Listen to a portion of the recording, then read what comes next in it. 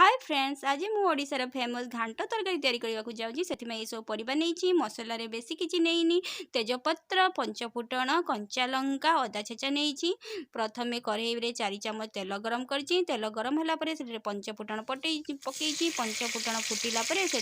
तेजपत्र कटा कंचा लंका अदा छेचा पकई किसी समय भाजी यहाँ हलदी पाउडर 1 चामच पकई हलदी पाउडर टी भाजीला से कटा होता आलू को आड कर प्लस स्वाद अनुसार लुण देजी ताकू ढांकुणी देइछि 3 रु 4 मिनिट पई 3 रु 4 मिनिट होला परे सेथिरे मु अन्य बाकी सब पनीपरिबा ऐड करिछि प्लस स्वाद अनुसार लुण देइछि ढांकुणी देइछि ध्यानर सहित गैस रो फ्लेम को हाई रखिछि।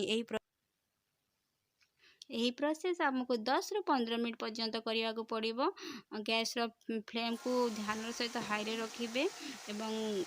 मझिरे मझिरे यही भेजिटेबल गुड़ा को चलाउथे जमी तले यह लगी न जाऊ। जेतेबेले आपनकर सब परिबा पत्र सीझीजिव सेतेबेले आपण गैस रो फ्लेम को मीडियम रे रखिबे एवं सेतेबेले को टमाटो कटा होइतबा टमाटो ऐड करिवे plus Kashmiri red chilli powder 1 चामच आ 2 चामच करी पाउडर ऐड करिकी पुणी आधा कप पानी देकिना ताको ढांकुणी दे देबे जेमिति आपनकर वेजिटेबल सब भलो भाबे मिक्स हेजिवो। यहाँ पर ढांकुणी खोलिकी ताको भलो भाबे मिक्स करिवे